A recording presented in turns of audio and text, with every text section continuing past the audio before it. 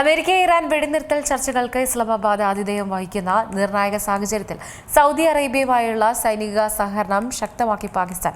രണ്ട് സഹോദര രാജ്യങ്ങൾ തമ്മിലുള്ള ആഴത്തിലുള്ള പ്രതിരോധ ബന്ധത്തിന്റെ തെളിവാണ് പാക് സേനയുടെ ഈ വരവെന്നും പ്രസ്താവന. അമേരിക്ക-ഇറാൻ വെടിനിർത്തൽ ചർച്ചകൾക്ക് ഇസ്ലാമാബാദ് ആതിഥേയത്വം വഹിക്കുന്ന നിർണായക സാഹചര്യത്തിൽ സൗദി അറേബ്യയുമായുള്ള സൈനിക സഹകരണം ശക്തമാക്കിയിരിക്കുകയാണ് പാകിസ്ഥാൻ ഇപ്പോൾ. 2025 സെപ്റ്റംബറിൽ ഇരു രാജ്യങ്ങളും ഒപ്പുവെച്ച സംയുക്ത തന്ത്രപരമായ പ്രതിരോധ കരാറിന്റെ ഭാഗമായി പാകിസ്ഥാനിൽ നിന്നുള്ള പ്രത്യേക സൈനിക വ്യൂഹം സൗദിയിലെ കിങ് അബ്ദുൽ അസീസ് വ്യോമതാവളത്തിൽ എത്തും. മേഖലയിലെ മാറുന്ന രാഷ്ട്രീയ സാഹചര്യങ്ങൾക്കിടയിലാണ് സൗദി അറേബ്യ തന്നെ ഇന്ന് ഇക്കാര്യം ഔദ്യോഗികമായി പ്രഖ്യാപിച്ചത്. പാകിസ്ഥാൻ വ്യോമസേനയുടെ അത്യാധുനിക യുദ്ധവിമാനങ്ങളും മറ്റ് സഹായ വിമാനങ്ങളുമാണ് ഈ സൈനിക സംഘത്തിലുള്ളത്. ഇരു രാജ്യങ്ങളുടെയും സായുധ സേനകൾ തമ്മിലുള്ള പ്രവർത്തന സന്നദ്ധത മെച്ചപ്പെടുത്തുന്നതിനും സംയുക്ത സൈനിക ഏകോപനം വർദ്ധിപ്പിക്കുന്നതിനുമാണ് ഈ ഒരു നീക്കം ലക്ഷ്യമിടുന്നത്.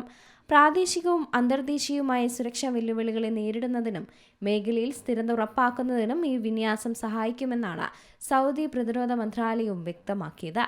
രണ്ട് സഹോദര രാജ്യങ്ങൾ തമ്മിലുള്ള ആഴത്തിലുള്ള പ്രതിരോധ ബന്ധത്തിന്റെ തെളിവാണ് പാക് സേനയുടെ ഈ വരവെന്നാണ് പ്രസ്താവനയിൽ പറഞ്ഞിരിക്കുന്നത്.